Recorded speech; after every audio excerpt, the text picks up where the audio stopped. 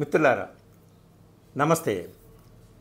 ఈ ప్రభుత్వం ఒప్పుకున్నా ఒప్పుకోకపోయినా రాహుల్ గాంధీ కొన్ని కీలకమైనటువంటి చట్టాల విషయంలో, కొన్ని కీలకమైనటువంటి నిర్ణయాల విషయంలో ఏం చెప్తున్నాడో ఈ ప్రభుత్వానికి, ఈ ప్రభుత్వం కొంతకాలం పోయిన తర్వాత అయినా బుద్ధి తెచ్చుకున్నాకైనా సరే, అంతా పూర్తిగా తల బొప్పి కట్టిన తర్వాత అయినా సరే రాహుల్ గాంధీ చెప్పింది ఈ ప్రభుత్వం చేస్తుందండి. నిన్నంతా మనం జిఎస్టీ స్లాబ్స్ తగ్గించేశారు అని చెప్పి చాలా ఆనందంగా ఉన్నాం. 22 తర్వాత మనం ఏమేమి కొనుక్కోవాలనేది ప్లాన్ కూడా చేసుకుంటున్నాం. ఈ ఆనంద ఘడియల్లో ఈ విషయాలు ఎందుకులే, రాహుల్ గాంధీ విషయం ఎందుకులే అని చెప్పేసి నిన్న వీడియో చేయలేదు. కానీ ఇప్పుడైనా సరే మనం మాట్లాడుకుందాం. నేషనల్ మీడియా అంతా కూడా ఏం చెప్తున్నప్పటికీ కూడా ఆహా ఓహో ఇది భారీ ఊరట అని చెప్తున్నాడు. Great relief to the Indians, ఇది కదా ప్రభుత్వం చెప్తున్నది. అసలు ఏమిటి, రాహుల్ గాంధీ చెప్పిందే ఎప్పటికైనా సరే ఈ ప్రభుత్వం చేస్తుందా? అంతా ఎప్పుడు చేస్తుంది? అంతా అతలాకుతలం అయిపోయిన తర్వాత, చేయాల్సిన ధ్వంసం అంతా చేసిన తర్వాత, నాశనం అంతా జరిగిపోయిన తర్వాత అప్పుడు రాహుల్ గాంధీ ఎప్పటి నుంచో చెప్తున్నది అప్పుడు అమలు చేయడం అన్నమాట. జిఎస్టీ విషయంలో కూడా అదే జరిగిందండి. అయితే జిఎస్టీ విషయంలో ఆయన ఏం చెప్పాడు, రాహుల్ గాంధీ ఏం చెప్పాడు, వీళ్ళు ఏం చేశారు, సేమ్ అలాగే ఏం చేశారు అనేటటువంటిది చెప్దాం. అయితే ఈ జిఎస్టీని ప్రారంభించేటప్పుడు 8 years బ్యాక్ నరేంద్ర మోడీ ఏమన్నారయ్యా అంటే, ఇది ఈ GST one nation one tax. సరే, అంతకుముందు VAT, excise tax, service tax డిఫరెంట్గా ఉండేవి. స్టేట్ ట్యాక్సు, సెంట్రల్ ట్యాక్స్, ఇలా డిఫరెంట్గా ఉండి ఇవన్నీ కూడా మేము ఒకే గొడుగు కింద తీసుకొస్తున్నాం. ఇది రెండో స్వాతంత్ర్యం భారతదేశానికి, ఏ దూసరి ఆజాదీ హై, this is the second freedom for the India అని మోడీ హర్షధ్వానాల మధ్య, కరతాళ ధ్వనుల మధ్య ఆయన ప్రకటించాడు. మరి ఇప్పుడు అదే జిఎస్టీ రేట్లు తగ్గించి, స్లాబ్స్ తగ్గించి, ఇదిగో దేశానికి భారీ ఊరట కలిగిస్తున్నాం, ఇది దీపావళి కానుక, ఇది దసరా కానుక, పండగ చేసుకోండి అంటున్నారు. ఏమైనా అర్థమైందా మహానుభావులారా మీకు? నాకైతే ఏమీ అర్థం అవ్వట్లేదు. మరి 8 సంవత్సరాలు నువ్వు ఏం చేశావో అదంతా ఏమిటి? ఇది ఊరట అయితే, ఇది గ్రేట్ రిలీఫ్ అయితే, నువ్వు 8 సంవత్సరాలు చేసింది ఏమిటి? గ్రేట్ ఎక్స్‌ప్లాయిటేషనే కదా. అంటే ఇది ఊరట అయితే అది దోపిడీయే కదా. అంటే 8 సంవత్సరాలు ధ్వంసం చేసి, దోచుకొని, ఈ నరాల్లోంచి రక్తము, మూలుగుల్లోంచి గుజ్జు పీల్చి పిప్పి చేసి, సామాన్య మానవుడి మొత్తం మూలుగంతా పీల్చేసి, ఇక్కడ చిన్న చితక వ్యాపారులని సమస్తమన్ని ధ్వంసం చేసి, ఇప్పుడు నేను తగ్గించాను, మీరు హాయిగా ఎంజాయ్ చేయండి, పండగ చేసుకోండి అని అంటున్నారండి. మరి ఆయన రెండో స్వాతంత్రం అన్నమాట ఏమైంది? అది స్వాతంత్రం కాదన్నమాట. మళ్ళీ చీకట్లోకి తీసుకెళ్లారన్నమాట. ఇప్పుడు జ్ఞానోదయం అయిందన్నమాట. ఎప్పటికీ 8 సంవత్సరాల నుంచి రాహుల్ గాంధీ మొత్తుకుంటుంటే, సరే ఆనందం, చిన్న కారులు రేట్లు తగ్గినాయి, మనం కార్లు కొనుక్కుందాం, మనం నిత్యం వాడేటటువంటి సబ్బులు, టూత్ పేస్టులు, బ్రష్లు, పిల్లలు వాడుకునేటటువంటి పెన్సిళ్ళు, పెన్నులు, కాగితాలు, మ్యాపులు, రబ్బర్లు, ఇవన్నీ కూడా 12% నుంచి 5%కి వచ్చేసినాయి. అంటే 7% తగ్గిపోయింది. అలాగే 18% స్లాబ్కి మ్యాక్సిమం ఐటమ్స్ అన్నీ కూడా వచ్చేసినాయి. సో దీనివల్ల చిన్న సన్నకారు రైతులకి చాలా ఉపయోగం. సరే మీ మిడిల్ క్లాస్ ఈ ఎంటర్ప్రైజెస్ ఏవైతే ఉన్నాయో అవన్నీ కూడా బాగుపడతాయి, చిన్న చితక వ్యాపార సంస్థలు ఇవన్నీ కూడా. అందుకనే చాలా ఆనందకరమైంది. కానీ ఇప్పుడు ఏమైంది? అసలు రాహుల్ గాంధీ దీని గురించి ఏమన్నాడు? 8 సంవత్సరాల నుంచి ఆయన అన్న మాటని ఎందుకు పట్టించుకోలేదు? ఇప్పుడు రాహుల్ గాంధీ క్రెడిట్ తీసుకుంటుంది అంటే అది తప్ప, కాంగ్రెస్ పార్టీ క్రెడిట్ తీసుకుంటే అది తప్ప, మేము చెప్పిందే చేస్తున్నారు కదా అని.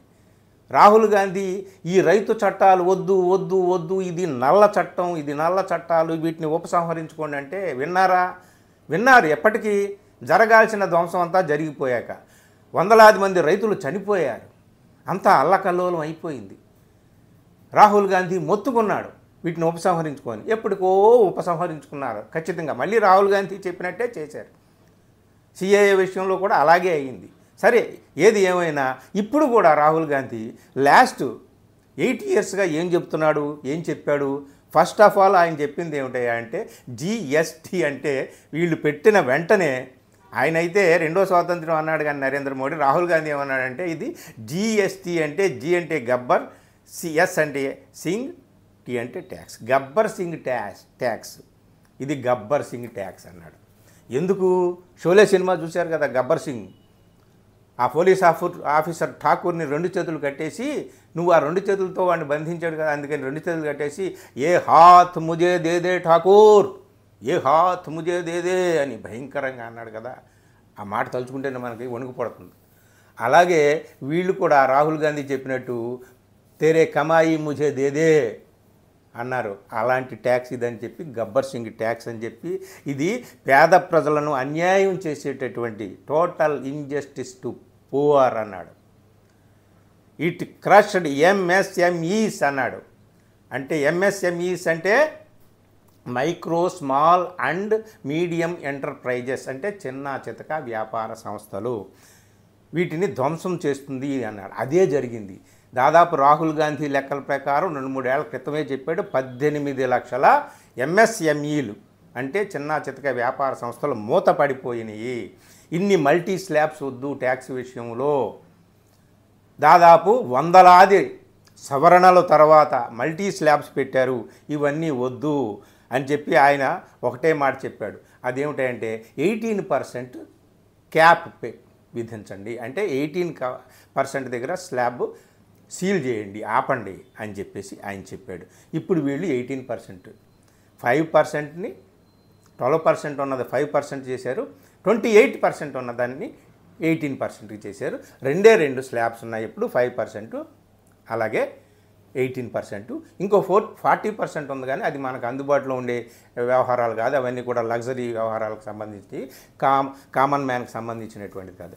అంటే రాహుల్ గాంధీ ఈ 8 సంవత్సరాలు నెత్తి నోరు బాదుకొని ఏదైతే చెప్పాడో అదే ఇప్పుడు చేశారండి. అది ఇక్కడ మనం మాట్లాడుకునేటటువంటి మాటలు. ఆయన ఫైనల్గా ఒకటే చెప్పాడు రాహుల్ గాంధీ, అదేమిటా అంటే people first, business friendly, truly federal. సామాన్య మానవులకు సానుకూలంగా ఉండేటటువంటి ప్రో పీపుల్ ట్యాక్స్ సిస్టమ్ కావాలి. అలాగే బిజినెస్ ఫ్రెండ్లీగా ఉండాలి. బిజినెస్ వర్గాలను మనం శత్రువులుగా చూడాల్సిన పని లేదు, వాళ్ళు కూడా బతకాలి. వాళ్ళు బతికితేనే దేశం బతుకుతుంది. మన వ్యాపారులు బ్రతకాలి, విదేశీ వ్యాపారులు కాదు. అలాగే ఇక్కడ ఉన్నటువంటి బలిసినటువంటి జలగల్లా సామాన్యుల్ని పీల్చుకునేటటువంటి కార్పొరేట్ సంస్థలు కాదు. బిజినెస్ ఫ్రెండ్లీగా ఉండాలి, ట్రూ ఫెడరల్ అన్నాడు. అంటే ఫెడరల్ సిస్టమ్కి కూడా ఈ ట్యాక్స్ సిస్టంలో వీళ్ళు పెట్టినటువంటి ట్యాక్స్ సిస్టంలో ఫెడరల్ సిస్టమ్ దెబ్బతింది. ఎందుకంటే స్టేట్ గవర్నమెంట్స్కి ఉండేటటువంటి అధికారాలు పోయినాయి, అంతా కూడా వీళ్ళ గొడుగు కింద తెచ్చుకున్నారు. ఇవన్నీ కూడా నాన్ బీజేపీ రూల్ స్టేట్స్ ఏమైనా వాటిని పనిష్ చేయడానికే ఈ విధమైనటువంటి సిస్టమ్ తెచ్చారని రాహుల్ గాంధీ అన్నాడు.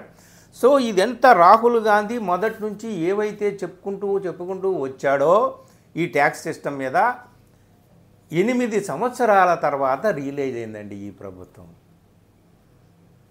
ఇప్పుడు వాళ్ళు చెప్పొచ్చు, ఇది మీరు కాంగ్రెస్ గవర్నమెంట్లో వ్యాట్ ఉండేది కదా, టూత్పేస్ట్ అంత ఉండేది, లేదా బ్రష్ ఎంత ఉండేది, లేదా సబ్బు ఎంత ఉండేది అని చెప్పేసి అవన్నీ కూడా ఇప్పుడు కాంగ్రెస్ గవర్నమెంటు ఈ గవర్నమెంటు ఈ తులనాత్మక అధ్యయనాలన్నీ ప్రారంభించారు. కాంగ్రెస్ గవర్నమెంట్ ఉన్నప్పుడు ఎంత వ్యాట్ ఉండేది, వీళ్ళు ఉన్నప్పుడు జిఎస్టీ ఎంత ఉండేది, హౌస్ హోల్డ్ గూడ్స్ సామాన్యులు వాడుకునేటటువంటి వస్తువుల మీద, ఇవన్నీ కూడా తర్వాత మళ్ళీ ఇంకొక వీడియోలో మనం మాట్లాడుకుందాం. కానీ ఏది ఏమైనా ఒకటేనండి, రాహుల్ గాంధీ పదే నెత్తి నోరు బాదుకొని ఈ ప్రభుత్వానికి నాయన ఇది కూడదు, ఇలా చేయండి అని చెప్తున్నటువంటి మాటని మొత్తం అంతా అయిపోయిన తర్వాత, చేతులు కాలిన తర్వాత ఆకులు పట్టుకున్నట్టుగా వాళ్ళు మొత్తం అంతా కూడా రివర్స్ అవుతుందేమో సిచ్యువేషన్ అని చెప్పేసి వాళ్ళు రాహుల్ గాంధీ చెప్పిందే చేస్తున్నారు. రైతు చట్టాల విషయంలో అదే పని చేశారు. ఇదిగో ఇప్పుడు ట్యాక్స్ విషయంలో రాహుల్ గాంధీ 18% క్యాప్ పెట్టినారు, 18% దగ్గరే ఆపారు. 12% నుంచి 5%. ఉదాహరణకి పిల్లవాడు తాగే పాలు, పిల్లలు వాడుకునేటటువంటి పెన్సిళ్ళు, రబ్బరు ఇవి 12% ఉండేవి, ఇవి 5%కి వచ్చింది. మరి 8 సంవత్సరాలు ఒక పిల్లవాడు పుట్టినటువంటి పిల్లవాడికి ఇప్పుడు 8 సంవత్సరాల క్రితం పుట్టినవాడు ఇప్పుడు 8 ఏళ్ళు వచ్చినాయి, పాలు తాగి నిరుపేదరాలు బిడ్డకి పాలు ఇచ్చుకోవాలంటే రేటు ఎక్కువగా ఉండేది. అంటే బిడ్డకు ఇచ్చేటటువంటి ఇంత డబ్బా పాలుని తగ్గించి ఇచ్చేదేమో కదా, ఈ ట్యాక్సుల రూపంలో, ఈ పన్నుల రూపంలో సరిగ్గా కొనలేక. సో అలాంటి ఎన్ని కోట్ల మంది పిల్లలు పెరిగి ఉంటారు. ఈ 8 సంవత్సరాల్లో సామాన్యుల జీవితాలు ఈ విధమైనటువంటి ట్యాక్స్ విధానం వల్ల ఎంత దెబ్బతిని ఉంటుంది, వాటిని ఎట్లా రికవర్ చేయగలుగుతారు మీరు?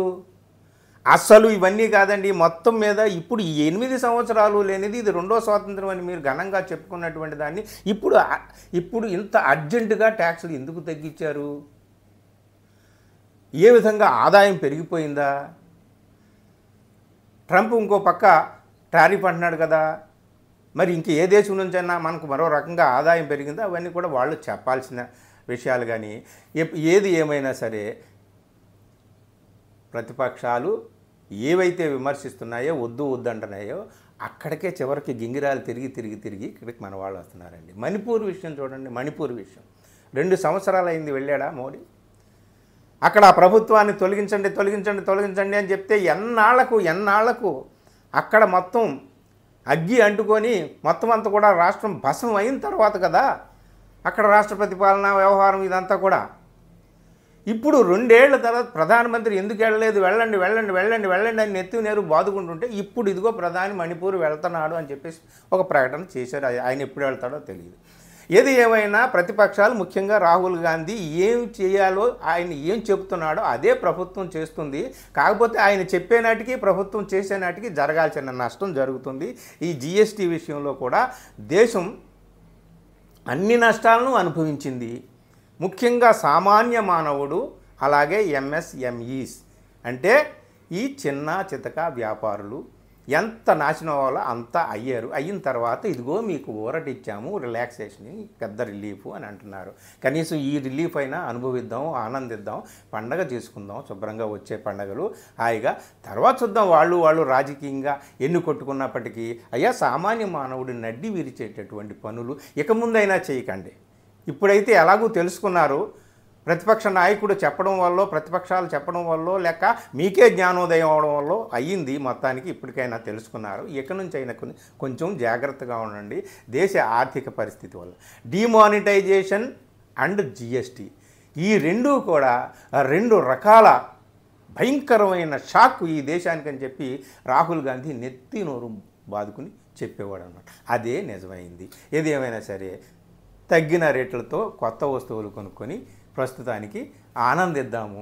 ఈ ఆనందం కొంతకాలమైనా ఉంచుతుందని ఈ ప్రభుత్వం ఆశిద్దాం. Thank you.